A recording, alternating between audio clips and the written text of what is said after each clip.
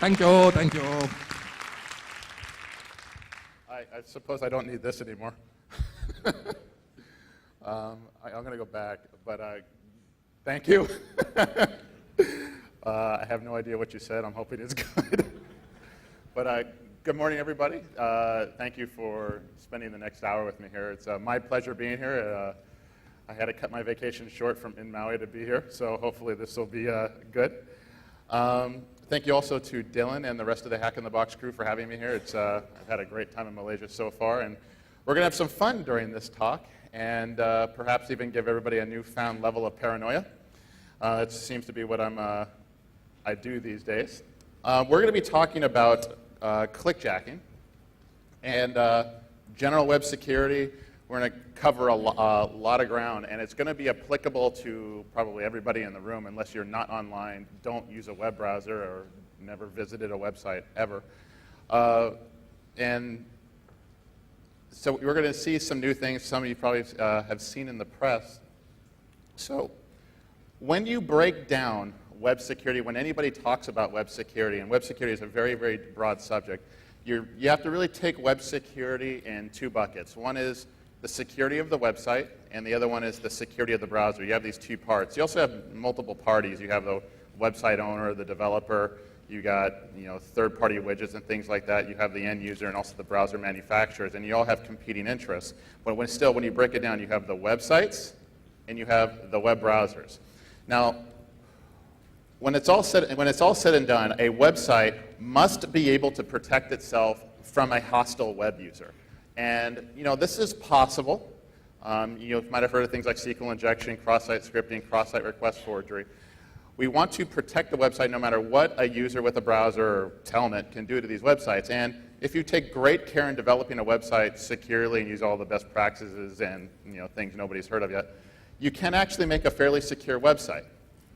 Browsers, it's different, okay? And there's a symbiotic relationship between a website and a web browser, but a web browser must be able to protect itself from a hostile web page, because what you're doing is when you're visiting a website, you're downloading HTML, cascading style sheets, JavaScript, Flash, and God knows what else.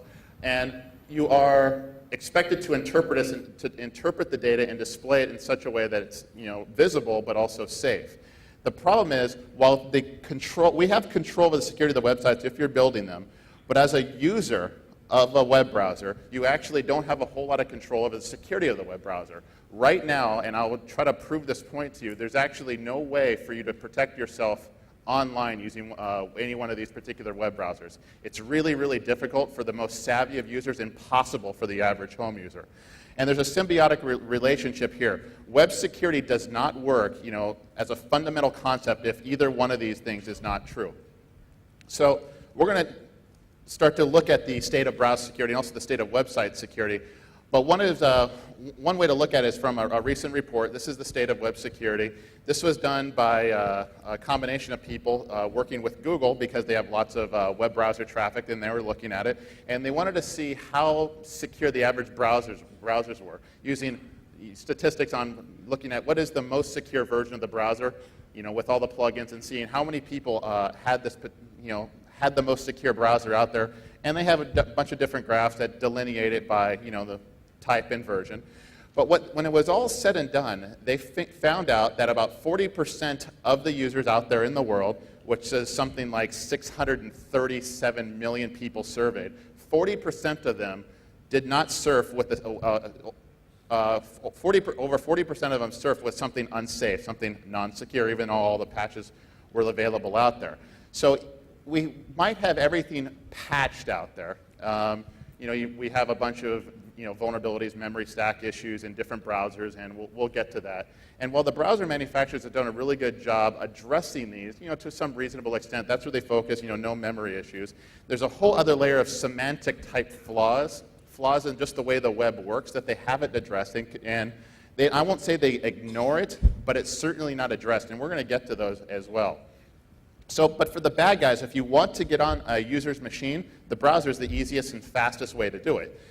What the bad guys are now figuring out is that the best way to get to it is through web vulnerabilities. Now, this particular slide here is developed with statistics that I find with the statistics we gather at White Hat. We run a service where we assess lots and lots of websites all the time. And the way to read this slide is 67% of the sites we look at have, well, say, cross-site scripting vulnerabilities. Another 17% have SQL injection vulnerabilities. And these aren't the mom-and-pop websites, e-commerce sites, or blogs. These are the most popular sites on the web, the ones that are the most trafficked. So if you want to put malware on a site, the bad guys just, well, we don't have to host fake websites anymore. Let's just hack the real ones. So myself, White Hat, and a bunch of other web security experts out there were sounding this alarm for several years, and not a whole lot of people took notice, especially the website owners. So what has happened since, and you've probably seen this also in the media, is that we have mass SQL injections out there as one type of example. So the way these work, and a lot of you probably already know this, is that the bad guys will do some search engine searches using Google, looking for weak targets. They'll look for old ASP Classic websites or old PHP websites. And what they'll do is they've developed a generic way to inject, using SQL injection, JavaScript code into the database of these websites, filling up all the tables. So what happens is when the site is now delivering HTML to the user, it has a little bit of an iframe in there, so when you visit the site, it iframes in browser-based malware to exploit QuickTime, IE, Flash, or whatever else. They'll load up as many exploits as they can and put some malware on the machine, turn it into a botnet, and then start exploiting more machines. And this has been going on probably for the last 18 months, and it's been getting worse and worse. Right now, the best statistics that are out there say about 79 or closer to 80% of the websites that are out there that are serving up malware now are legitimate websites. These are not sites that the bad guy just put up and hoping somebody stumble across it. These are legitimate websites. This is the United Nations websites, the Department of Homeland Security websites, the Sony PlayStation website, the ones that are frequented a lot. So when malware is getting distributed out there, it's because of insecure websites and also insecure browsers. So as this goes on, what do the bad guys, what do the good guys do? What do the experts say? What do the experts do? So I've conducted a bunch of surveys on my blog, just asking web security people out there what types of precautions they do. And I asked them this question. I'm sorry it's a little small, so I'll read it. It says, is the average web user capable of protecting themselves or their web browser from being exploited from cross-site scripting, cross-site request forgery, JavaScript malware, browser exploits, etc.? Now, almost nobody said that most of them could. Only some of them said some could. Most of them, over 80% of people, let's say, was that 80, something like that, 80, 90% said there was very few who could or absolutely no way. There's actually no way. So they agree. There's no way a user can protect themselves no matter what it is that they do or how fast they patch. So I asked a follow-up question on this because this got me pretty interested. I wanted to see what they do. What do the experts do to protect themselves online? Because I think it lends context to our discussion here. I asked them, what is your personal approach to web browser security? How do you protect yourself? About 25% virtualize their browser now, according to my survey, and this is, I want to say, about 350 people. Over 60% have security add-ons. Others, over half, use multiple web browsers for doing different things. Others will disable JavaScript, Flash, and JavaScript across the board, and some percentage of them still use Lynx, the old text-based browser. Now, I want you to take a look at this. 1/4 of people out there of experts virtualize their web browsers. What does that mean? That means they've given up that patching works. They're expecting their browser to get exploited and something to try to get installed on their machine. So they've taken the next best approach to it, is they virtualize it and restart the session, every so often, however they feel the need. So that says a lot about how they perceive the current state of browser security.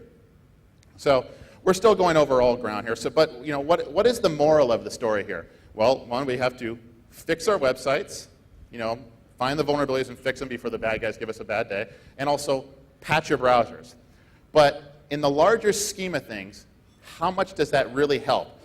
While we can patch against the normal memory-based issues, there's also the semantic-type flaws that are still very much out there. For instance, right now, if you visited a web blog that, well, let's say myself or any site that I control with some JavaScript, we can still steal your browser history, and I'll show you how that works. We can still do intranet hacking. We can tell what sites you're logged into. We can generate web worms. We can generate phishing websites that are on the real website, not the fake one, using cross-site scripting. We can steal passwords. We can session hijack, force you to access illegal content, turning you into a criminal, or hack third-party websites. This is not brand new cutting-edge stuff. We've known about this for 5 years. So I'm going to go over this stuff because, again, this is going to push forward. This requires no clicks from the user's perspective. You land on a website, that is what's possible. So for instance, and some of you might know this, others might not, but it's going to be relevant here. If you want to show you how easy this stuff actually is, if you want to steal the user's history or see what sites that they visited, it's very easy to do. Get a long list of URLs, a long list of all the web banks you can find, all the social networks you can find, every e-commerce site, and generate a gigantic list, thousands of them. And you just use these particular lines of code here to check the actual computed color of the link when it's displayed on the screen. That's all you have to do. If it's blue, the user has never been there. If it's purple, they have. Doesn't get any simpler than that. And you can actually tell what sites they visit. So if you see a user come to your site, we'll call them the victim, and you want to force them to make a request to a web bank, cross-site request forgery them, and you don't know what web bank, you just use this little trick and find the web bank that they use and target your attacks there. That's all it really takes, and this has gone unaddressed for, I want to say, 5, 6 years, if not more. Now, this does require a little bit of JavaScript, so a lot of people said, or at least the experts that said, we'll just add no script and we'll be good. And then we have this little trick here. You can actually perform the same type of attack even if JavaScript is disabled using some cascading style sheet trickery.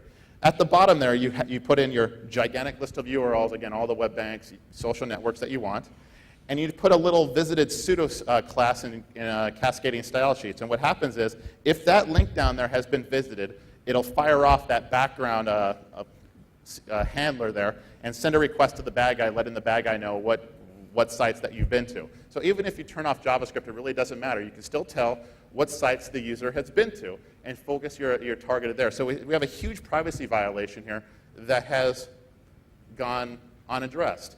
Now, what we found in just doing some spotty research here and there, running different homemade plugins and checking on the web who's using these types of hacks, it's actually not the bad guys. It's actually the rogue marketers out there. When they serve up banner advertisements, they'll actually use code like this to target advertising based upon the sites that you visit.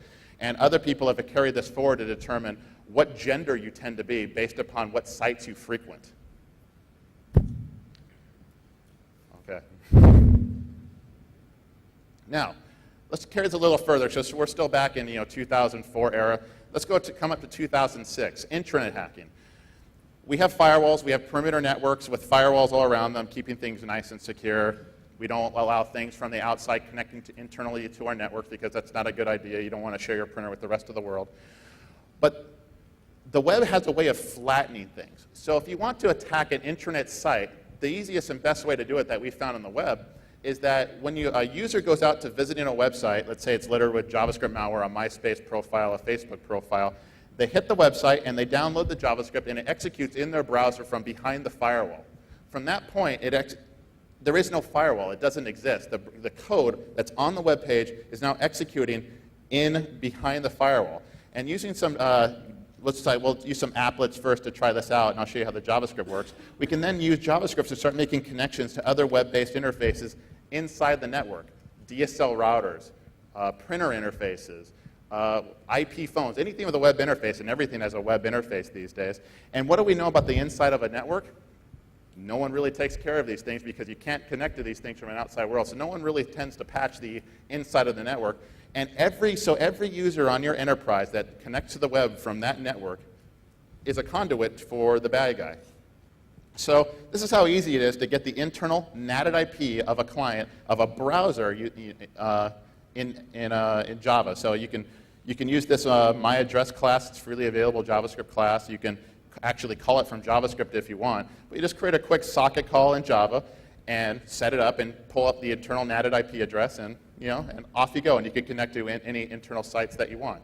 And if for some reason they don't have Java turned on, which is more or less rare, you can still guess at the IPs because internal NATed IPs are RFC compliant normally on the 192 networks or the 10 networks, and you start connecting.